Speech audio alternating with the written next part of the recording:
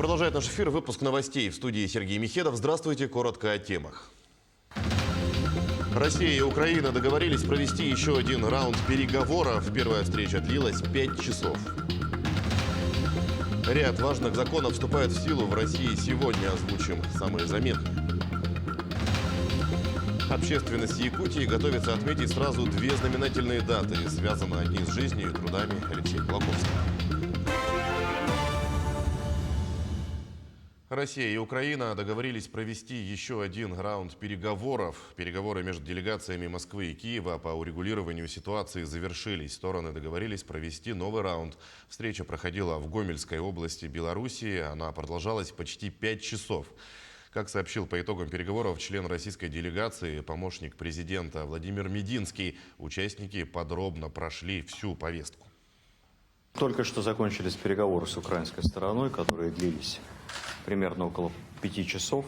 За это время мы подробно прошли по всем пунктам повестки, нашли некоторые точки, по которым можно прогнозировать общие позиции. И самое главное, договорились продолжить переговорный процесс. Следующая встреча состоится в ближайшие дни на польско-белорусской границе. Есть соответствующая договоренность. До этого времени каждая из делегаций, руководство каждой из делегаций проконсультируется по всем переговорным позициям с руководством страны. Все. Спасибо. Тем временем президент Владимир Путин подписал указ о применении специальных экономических мер в связи с действиями США и примкнувших к ним стран. Текст указа опубликован на сайте Кремля.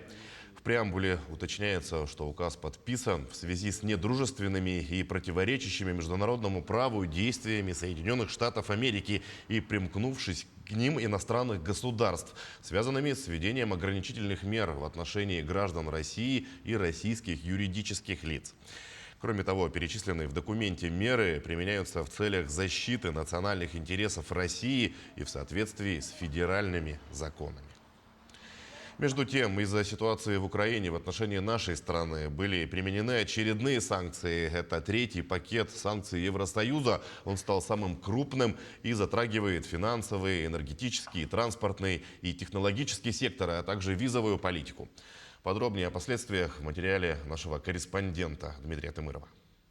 Пакет санкций еще больше расширяет существующие финансовые ограничения, но они в основном касаются крупных отечественных компаний, которые напрямую работают на зарубежном рынке. Внутренний банковский сектор, перевод денег и другие операции физических лиц не пострадают, так как в нашей стране работает своя система банковских операций, аналог системы SWIFT, система быстрых переводов или СПБ, и для юридических лиц система СППС. Во-первых, Россия живет под санкциями с 2014 года, поэтому это для нас не новость. С тех пор страна и предприятия в России подготовились к возможным ужесточениям различным. Да? Новые санкции, которые были обнародованы вчера, они уже были просчитаны, к этому предприятия были готовы. И сейчас, на данный момент, в том числе финансовые учреждения, осуществляют свою операционную деятельность в штатном режиме. Что касается запрета экспорта товаров и технологий для авиационной и космических отраслей, а также запрета на предоставление связанных с ними услуг по страхованию, тут вопрос пока остается открытым. По словам Юрия Николаева, председателя постоянного комитета Госсобрания Элтумен по бюджету и финансам, этот вопрос сейчас прорабатывается как с федеральными властями, так и региональными, так как сегодня авиакомпания «Якутия» имеет ряд воздушных судов, которые обслуживаются американскими компаниями в том числе. К сожалению, с отзывом своих самолетов с лизинга, это Аэробасов сегодня озвучено, да, сегодня озвучено, и Боинги 737, это, конечно, создаст для нас большие проблемы. Сегодня вот как раз мы на бюджетном комитете будем рассматривать оказание финансовой помощи авиакомпании «Якутия», полярным авиалиниям по лизинговым платежам, по кредитным платежам, в целом по ремонту техники, да, конечно же, эти санкции повлияют и на эти направления однозначно, но мы надеемся, что Российская Федерация готова рассмотреть эти вопросы путем выкупа этих самолетов, например, да, один из таких выходов. Что касается цен на технику, компьютеры и телефоны, то в столице региона ситуация пока под контролем. По словам предпринимателей, поставщики и дилеры еще не сообщали о росте цен на завозимую технику. Мы работаем по рекомендованным розничным ценам. То, что продается в Москве или продается в Якутске, цена одинаковая. Но на сегодня ни одна из фирм-поставщиков нам не дала команду на повышение цен. Поэтому, в принципе, у нас цены остаются в тех рамках, которые были месяц назад и полгода назад. Между тем, региональные власти подняли вопрос корректировки республиканского бюджета на этот год. Рассмотрение этого вопроса состоялось сегодня на заседании Постоянного комитета по финансам и бюджету Госсобрания Илтумен. Окончательное решение по нему будет еще не скоро. Комитет данный вопрос будет рассматривать еще несколько раз. Дмитрий Тымыров, Артем Алексеев, Семен Семенов, Якутск. Идем далее. 3 человека получили травмы при обрушении горной породы на шахте Денисовская в Якутии. Им оказана медицинская помощь. Сейчас пострадавшие находятся на амбулаторном лечении, угрозы их жизни нет. Следственными органами Следственного комитета России по Якутии проводится процессуальная проверка по факту обрушения горной породы на шахте Денисовская, говорит в сообщении. Согласно данным следствия, незадолго до происшествия в районе был зафиксирован подземный толчок земной коры. На место происшествия выезжал следователь, который провел осмотр, опросы, организовал иные первоначальные проверочные мероприятия. Сегодня вступили в силу несколько важных законов и правил. Пенсии военным пенсионерам и приравненным к ним лицам проиндексированы выше уровня инфляции на 8,6%. Закон будет иметь обратную силу, пенсии пересчитают с начала года. С 1 марта запрещено приобретение, хранение, ношение и использование оружия тем, кто не прошел медосвидетельствование на наличие противопоказаний. Также с 1 марта штраф за управление автомобилем без диагностической карты будет равен 2000 рублей. Кроме того, Минздравом России утвержден новый порядок выдачи медицинских справок тем водителям, которые были лишены прав за управление автомобилем в состоянии алкогольного опьянения, придется сдавать анализы крови и мочи. После этого решение о выдаче справки примет специальная комиссия. Якутия вошла в число финалистов Всероссийской туристической премии Russian Travel Awards в номинации «Территория гастрономического туризма». Престижная премия вручается по итогам прошлого года по 15 номинациям и направлена на развитие и продвижение отечественного туризма и индустрии гостеприимства.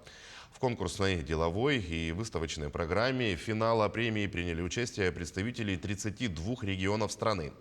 По итогам публичных презентаций Якутия стала лауреатом 2-й степени, а регионом-победителем названа Ростовская область. Любители горнолыжного спорта проверили на готовность новый объект – горнолыжный склон с подъемным механизмом, который ввели в строй в Алдане. Официальное открытие склона состоялось. На празднике спорта работали наши корреспонденты. Город Алдан теперь по праву можно назвать столицей лыжного спорта Якутии. К уже знаменитым лыжным и биатлонным трассам здесь прибавился горнолыжный склон. Его разработка началась в конце 2016 года по инициативе Центра спортивной подготовки по зимним видам спорта. Идею поддержал глава района и местные производственные предприятия, которые способствовали появлению спортивного объекта. Поздравляю всех с этим радостным и долгожданным событием. Уверен, что это послужит дополнительным стимулом в развитии как массового спорта, так и внутреннего туризма в районе. Склон получил имя «Селигдар», а вместе с брендом солидного попечителя, который будет помогать и продвигать горнолыжный объект.